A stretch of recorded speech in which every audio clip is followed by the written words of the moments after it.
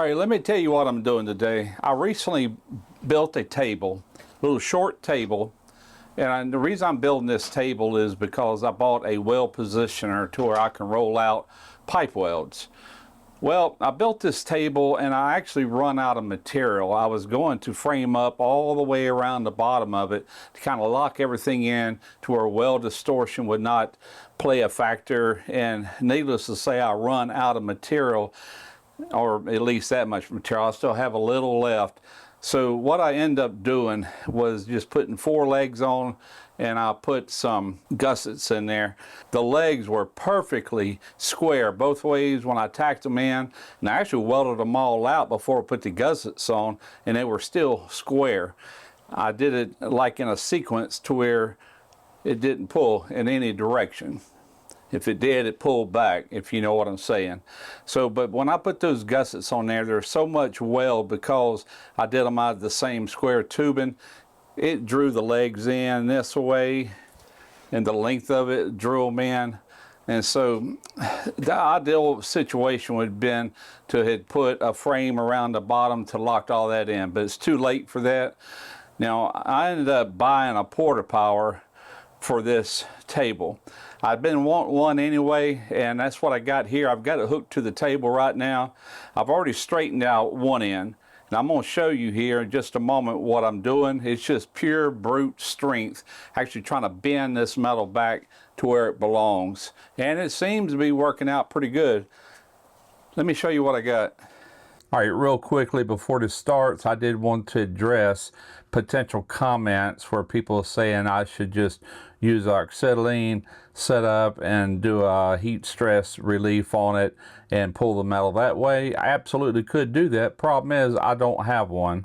And matter of fact, if I would have had one, I would have used it in combination with this Porta Power, but I was able to get it done without it. All right, so here's a table. I actually built this top about a year ago. And as you can see the curve in it. That's because I got pressure on this Porta Power. It's got it all bent out. Now when I release that, it's going to spring back.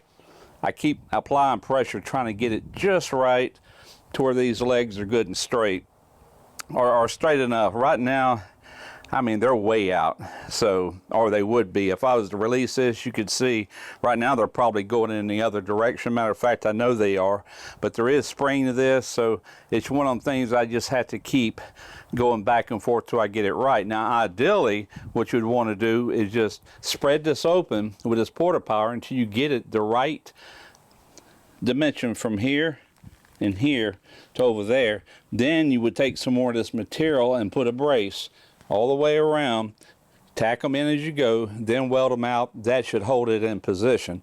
Well, I'm out of this material. This is given to me. I've got a little bit left, but not enough to do that. So I said, you know what, I need a Porta Power anyway. So I ended up getting one from Vevor, and this thing has quite a bit of uses. I mean, when you need brute strength, this is what you need right here. Now, it's got a variety of these different size, I don't even know what you call them, but you just pop them in the ends. Here's 2 more right here. I think by the time you put everything together, you can get almost 8 foot of distance on this thing. And right now it's spanning somewhere around 60 inches, something like that, with the 2x4s and everything else. But oh, it's working great. When you pump this, you can't even tell it. I mean, it's just like effortless. All right, so you see that X there? That's because I've already done this side. I've got this squared up. I've got this squared up. Might not look like it on camera, but it is. Now, like I said, I might have to keep adjusting this one.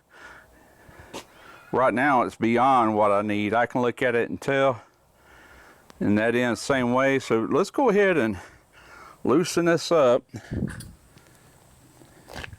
See what we got.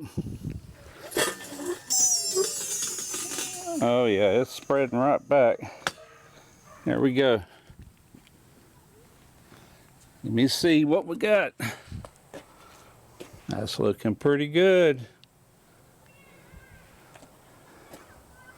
Check this side out. I mean, just looking at it by eye, that looks pretty square, way better than what it looked like. And as you can see, it took all this bow out of here too. I mean, I don't have to be perfect. I just want it to where it ain't obvious just looking at it. And trust me, it was very, very obvious.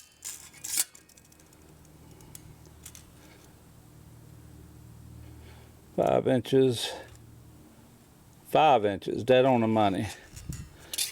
Okay, that even looks square. 5 inches. Boy, that's almost there. That is like 4 and 15/16. It's right there at it. Close enough. Close enough. So I'm gonna go ahead and get this set up over here on this side. Do it the same way.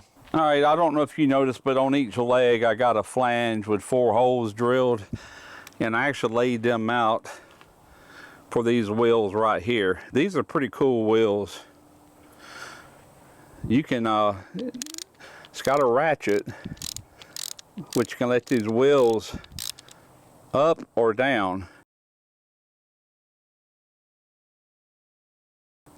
Now once you get this roll where you want it, you would bring these wheels up to where it's actually sitting on the concrete to where it can't move, because if you got a weld positioner on there, you don't want this thing loose and rolling around. You want it good and sturdy to the ground. I was also going to mention, once I release this Porta Power, if you notice, I no longer have this banana shape in this. It's straightened right back out. I mean, not perfect, of course, and I'm sure there was some distortion because I welded every one of these, bottom, sides, top. Went ahead and shaved the tops off because, like I said, I will be putting a plate on this at some time. All right, so what I want to do,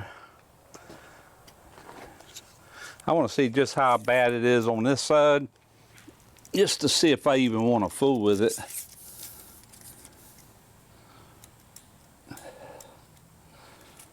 All right, we got inside to inside up here is 52 3/4. Go down here, 52. So I'm 3/4 of an inch from here to here. That's pretty extreme. That is very extreme. Heavy duty stuff right there, man. I gotta pick this up and hold it until I get this going. All right, it's gonna stay there. I can hear it already spreading everything out. So what I'll do is I'll start pumping quite a bit, then I'll measure. What I've been doing is I've been pushing the bottom about an inch, 3/4 to an inch more than what the top reading was. That puts me pretty much on the money by the time I let off. All right, so here we go. Look at there, effortless.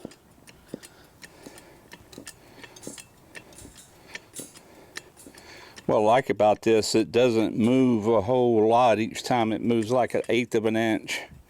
I'm sitting here looking at it here.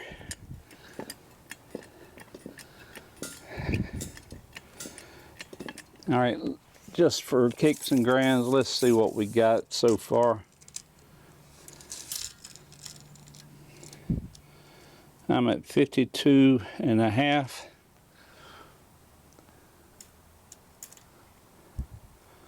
I'm at 52 3/4, so I'm still further in at the bottom than I am at the top.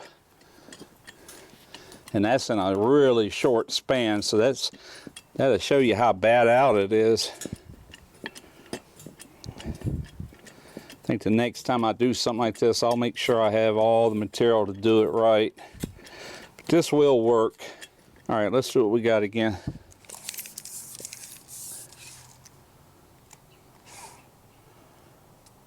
All right, 52 7/8. This top grows also every time you do it. All right, now we're about 1/8 of an inch more at the bottoms than we are at the top. So I got to go quite a bit more. Let me see if I'm getting an arch in this. Yep, I'm starting to bow up on this. I can see it. But doing it like this, you got to go way beyond what it actually needs, which actually kind of, I guess, bends it around these weld joints here, back out this way, counteracting that distortion from the weld. Well, I haven't broke any welds yet, so I guess that speaks good of that. Now I'll probably break one.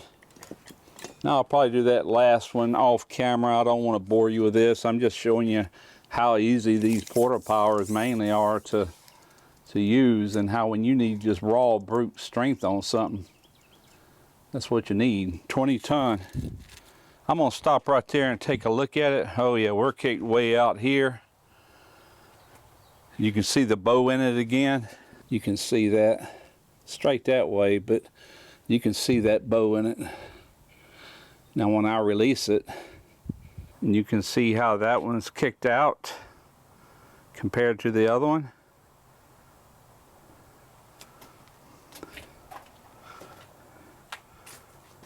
Here's this one. That one looks good and straight. And that one's way beyond it. All right, let's release it.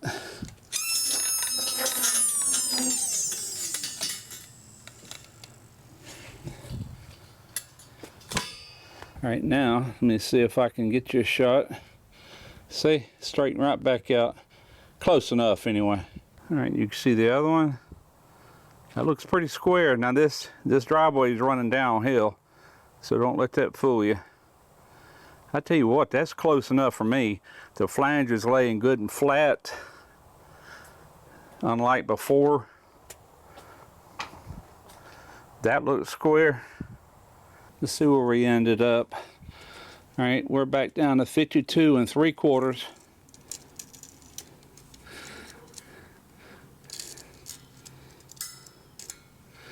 That is 52 5/8. I'm a little bit off, but I ain't much. I'm not enough to worry about it. It's way better than what it was. Way better. Just a quick video to show you what I've been up to here lately. Now once I get this thing completed, I'll show you the finished product.